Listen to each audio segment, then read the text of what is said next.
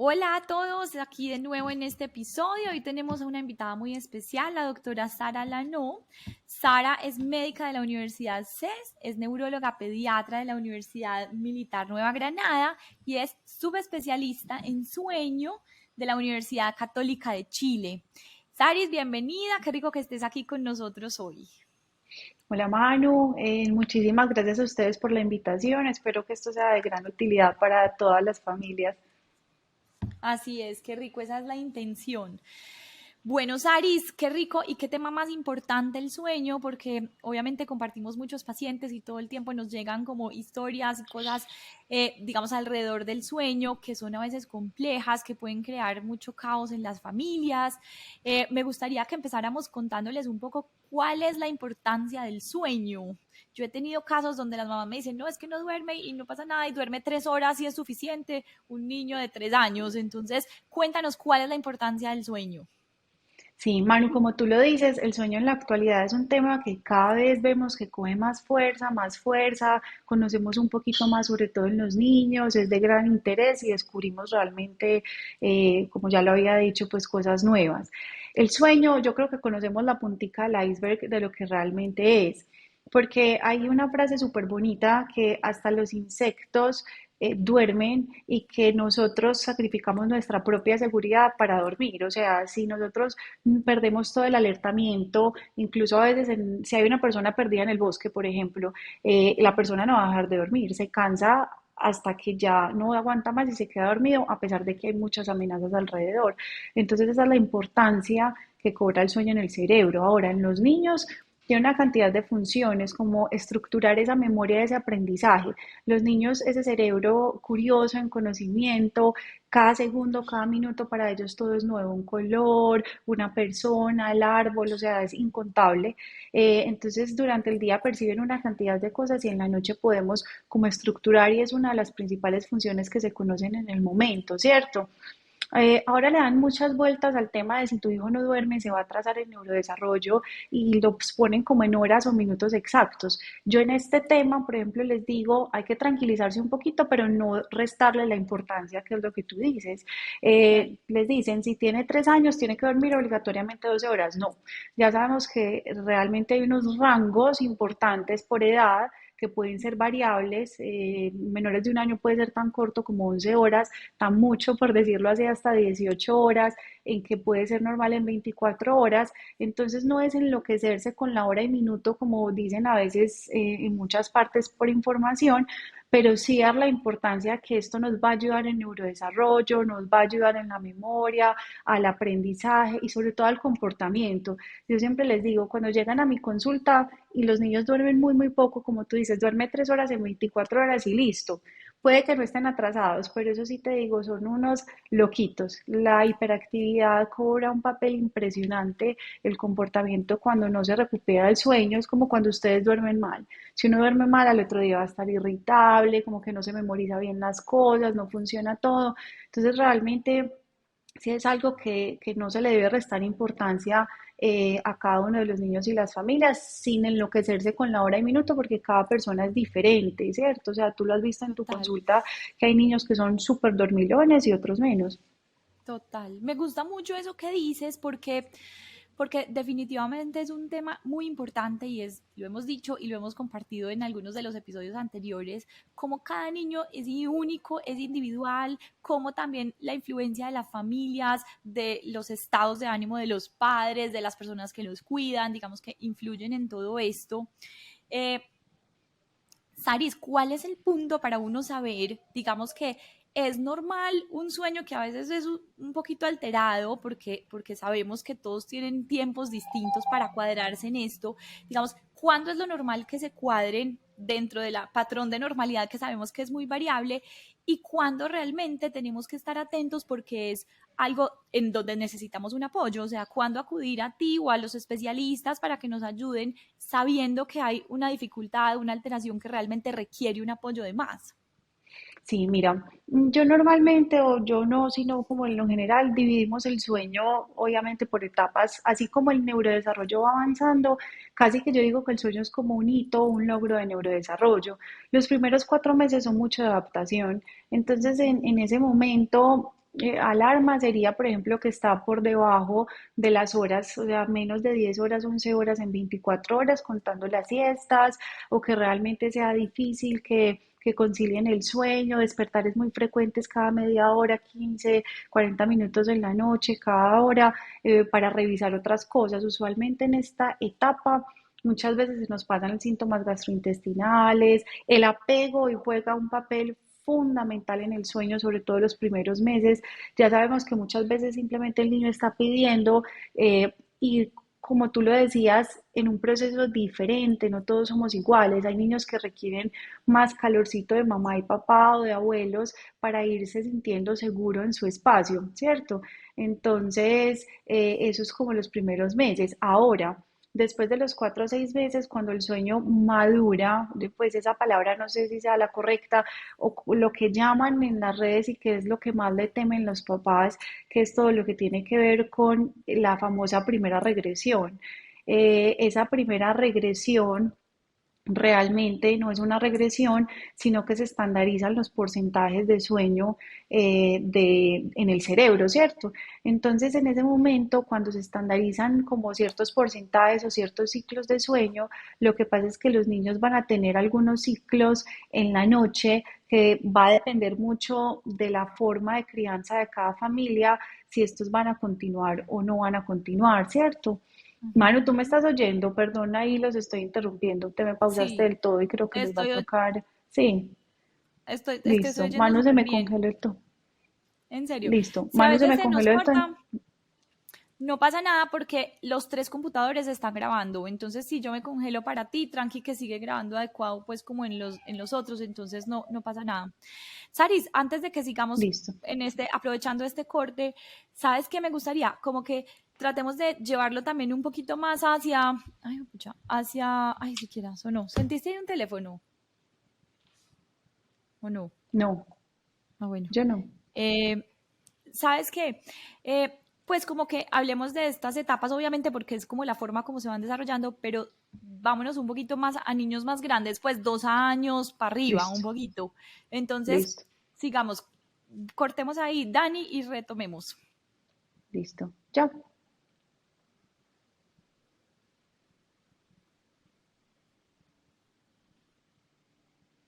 listo, listo, Listo. perfecto. Ahí, Gracias. listo. Bueno, Dime. listo, ahí va a empezar. Entonces, lo que pasa es que esta famosa regresión o madurez de sueño que se da entre los 4 a 6 meses ya es lo que viene toda la vida, incluso niños 2, 3, 4, 5 años, porque al final es como el cerebro empieza a funcionar con respecto al sueño, ¿cierto?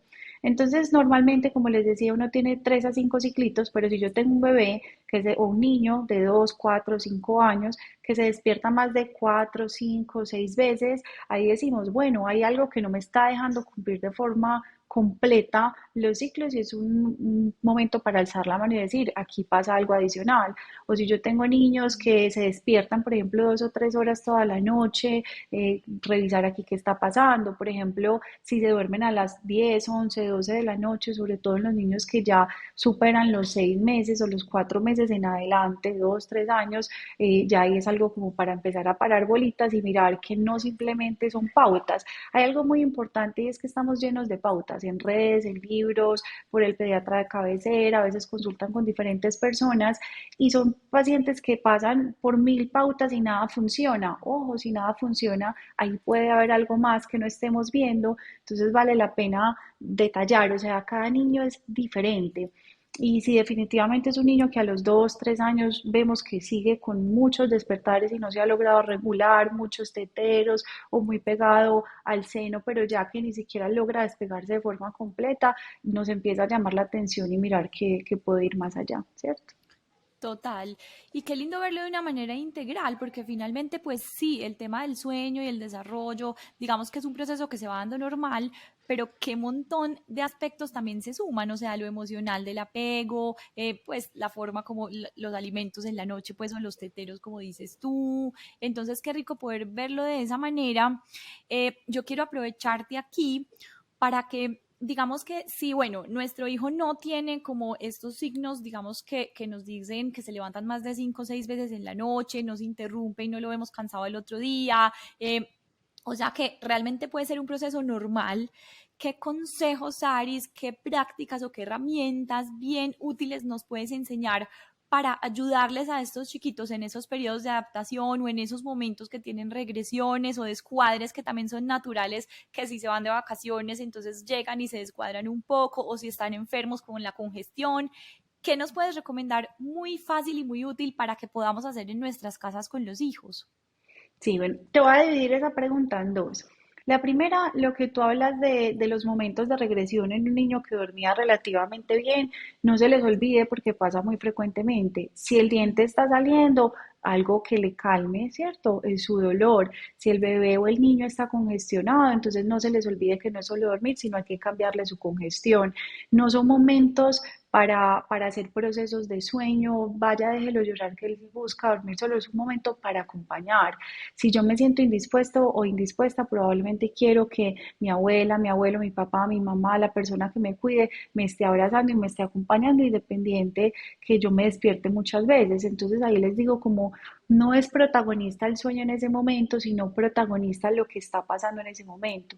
Si el niño se siente Resolverlo. seguro, exacto, si el niño se siente seguro en un proceso de angustia de separación, porque su papá, su familiar, el cuidador de su mamá está ahí, él solito o ella va a ir despegando nuevamente y va empezando a dormir bien. El sueño es 24 horas, no se les olvide.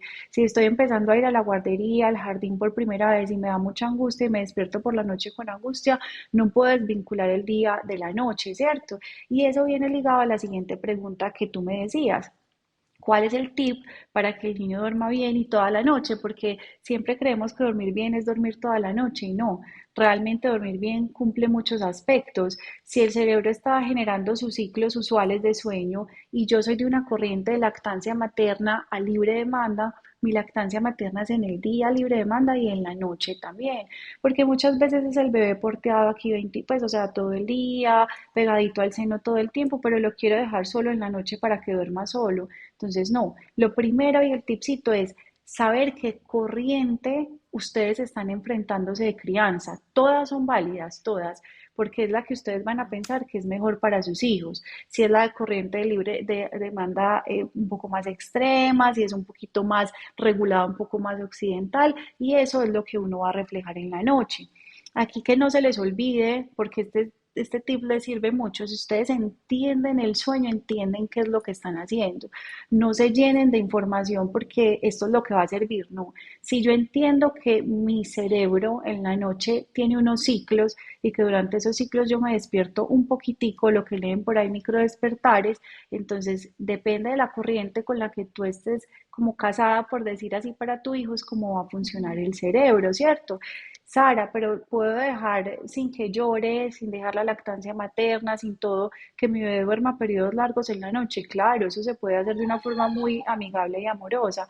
Primero, no dejarlo llorar. Segundo, que en el día, desde edades tempranas, la conciliación pueda ser acompañada, pero también déjenlo en su movimiento libre de conciliación.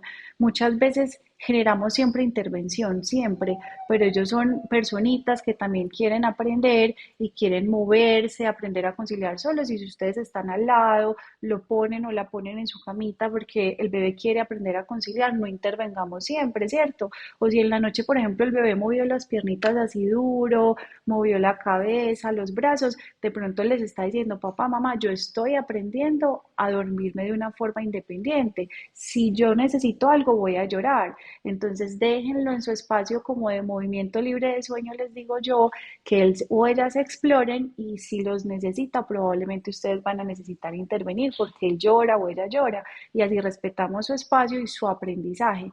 Nadie aprendió a montar en bicicleta en 2 días, ¿cierto? Y así es, el Total. sueño si es con amor y acompañado y dejándoles también su espaciecito sin total intervención todo el tiempo, ellos aprenden solitos como a conciliar. Qué bonito, me encanta esos Aris, porque redondeando ahí, sí, como que muchas veces desde chiquitos los abrazamos, los contemplamos, los mecemos, pero ellos también van pidiendo en algún momento como esa necesidad de Sí. independencia y guiarnos por ese llanto, o sea, estar ahí, acompañarlos o a veces dejarlos solos porque se pueden quedar tranquilos y solitos van aprendiendo, me parece muy importante. Saris, ¿qué nos puedes contar en estos niños un poquito más grandes que digamos que ya tienen una rutina de sueño más establecida, que es normal también que a veces tengan pues como sus alteraciones común y corriente como nos pasa a los adultos, sobre las pesadillas, que es muy común en esas edades, un Sí. poquito de 3, 4, 5 años? ¿Qué nos puedes contar sobre eso? Sí, bueno, entonces mira, normalmente por neurodesarrollo vemos que después de los 2 añitos ya empiezan a entrar de forma clara los miedos. Entonces, ya Ujú. después de los 2 años, lo que usualmente despierta al niño es esa necesidad de apego, de estar pues como en acompañamiento o esa necesidad de despertar, es cierto, como frecuentes, que muchas veces es por una pesadilla o por un temor, ¿cierto? Ujú. Entonces, siempre validar, siempre es demasiado importante, porque para nosotros es algo que no va a pasar, o sea, el zombie apareció y ellos cuentan la historia, mamá, papá, el zombie viene, porque es el hit en la consulta, el zombie.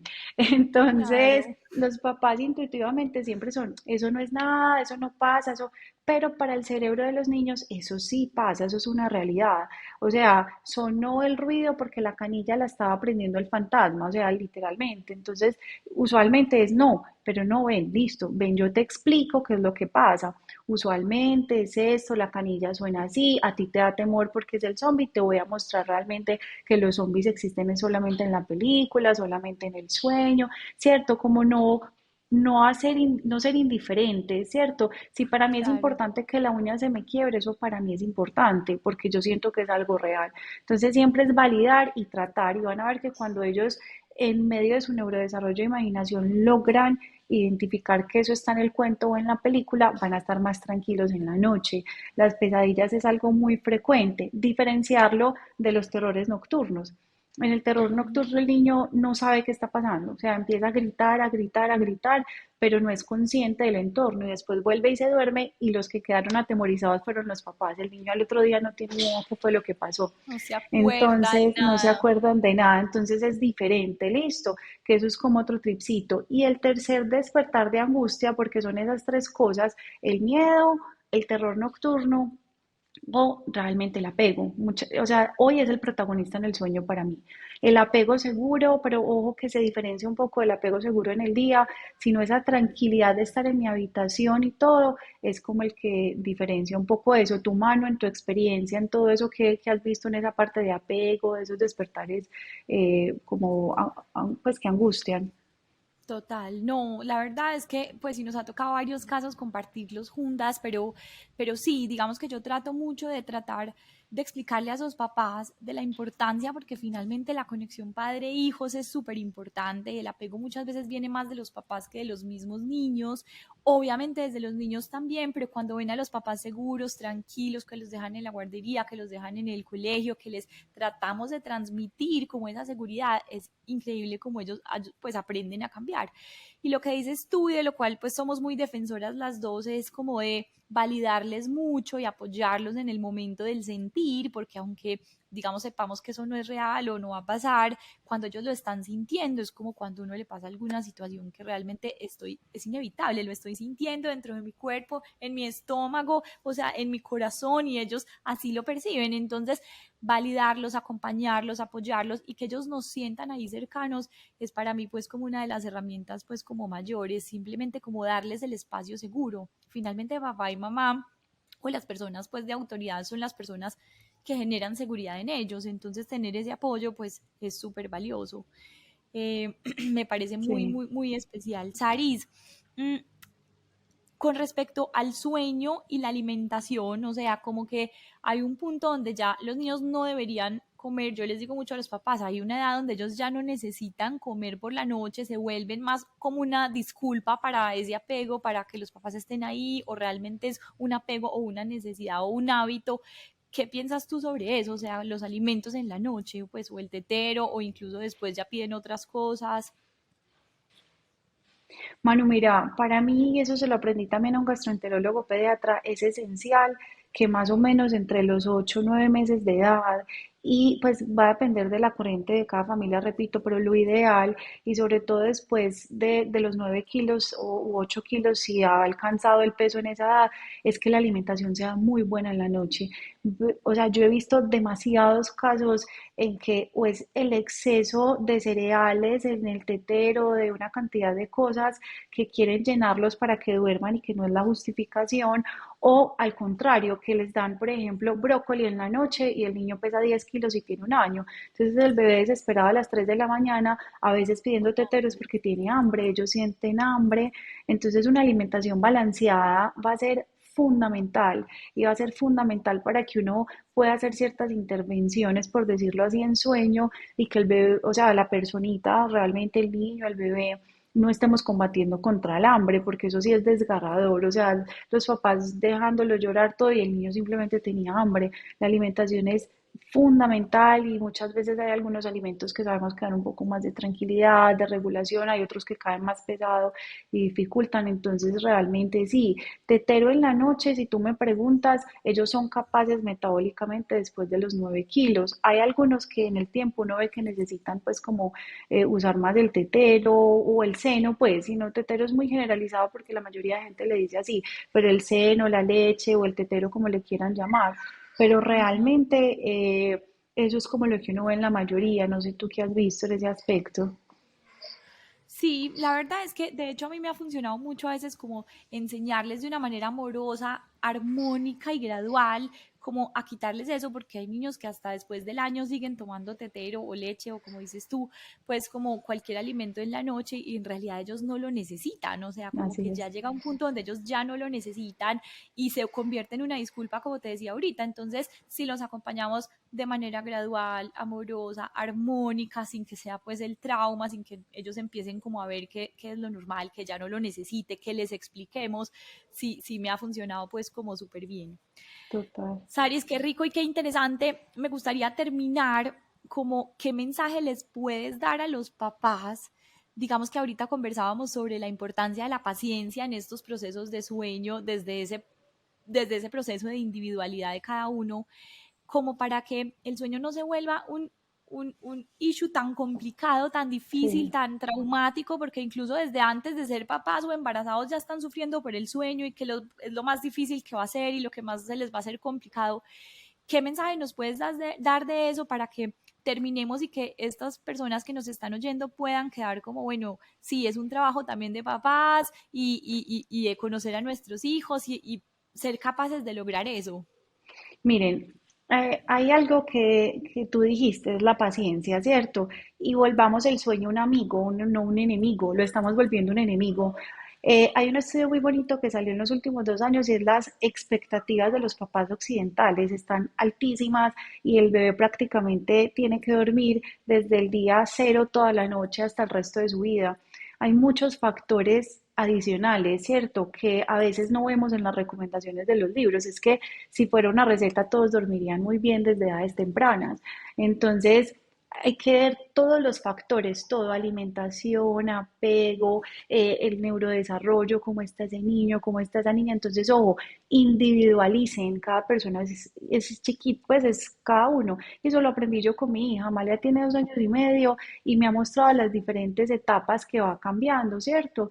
Entonces, uno es una paciencia enorme, no hay una receta mágica, no hay que dejarlos llorar porque no es la solución. Si el bebé está llorando, el bebé te necesita y apréndanlo a conocer.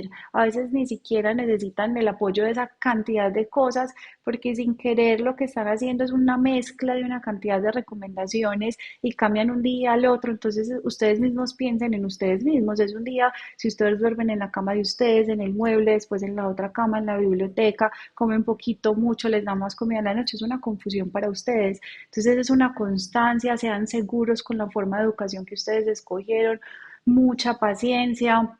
A veces a ellos les cuesta conciliar en el proceso del sueño a todos los niños y Manu sabe que es que a mí me encanta trabajar en equipo, porque si tú tienes una mente y un cuerpo balanceado con tranquilidad, mucha seguridad y todo, va a ser más fácil para el bebé entrar. Si yo entro con angustia y de entrada no es que tiene que dormir, son tantas horas, este post dijo eso, lo cargo, lo arrullo, lo pego, lo hago, lo dejo medio dormido, medio despierto, es una angustia tanto para ti, pero para el bebé. Entonces, si uno trabaja en equipo, empieza con una tranquilidad, uno está tranquilo, el bebé está tranquilo y lo aprendo a conocer y me voy en el detalle de cada fase conociéndolo, va a a ser un proceso amoroso, exitoso y tranquilo, no como ese issue, como tú dices, la piedrita en el zapato, no, sino como algo más fluido. Total, y que se vuelva rico y reparador. Así Así es, tiene que ser, como dices tú, volvámoslo un amigo y no el pavor que le tenemos desde la prevención. así es. Saris, qué rico haberte tenido aquí. Gracias por compartir con nosotros este espacio muy valioso. Esperamos volverte a tener. Y estoy segura que esta información le va a servir mucho a todas las personas que oigan. Entonces, quedémonos con la imagen y con el gran aprendizaje de la paciencia, de acompañar los procesos individuales de cada uno, desde la armonía, desde el amor, desde la compañía. Y seremos muy felices y dormiremos muy bien.